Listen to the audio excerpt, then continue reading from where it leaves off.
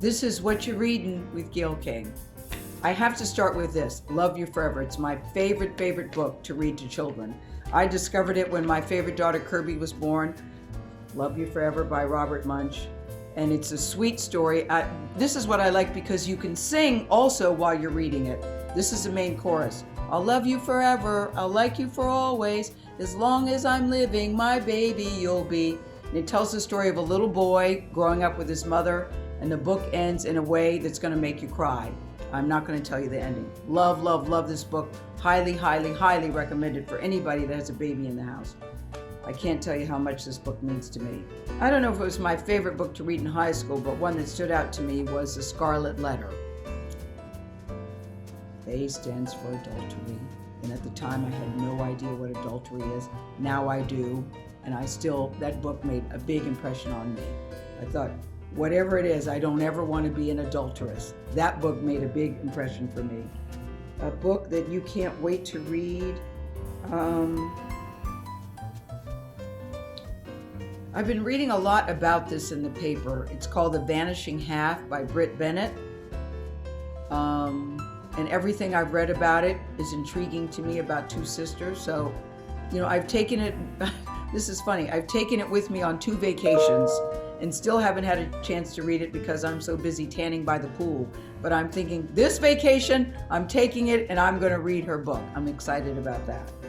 A book you love to reread, that would be Cass by Isabel Wilkerson. Because every time you read that, it's certainly timely now, but every time you read it, you find something new and something you need to know. So bravo, Isabel Wilkerson, for that. A book that made you fall in love with reading. That would be, for me, Elsie Dinsmore. I lived in Turkey as a kid, and we didn't have television. Nobody did. So for fun, my idea of fun was going to the library. Back then you had a library card with your name on it.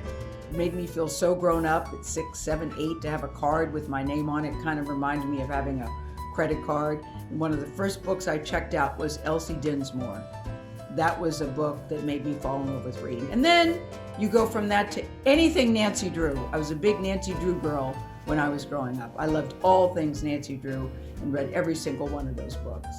A book with my favorite opening line, or I'd like to say a book with a very provocative opening line, that would be, listen to this line, they shot the white girl first. That was Toni Morrison. The name of the book is Paradise.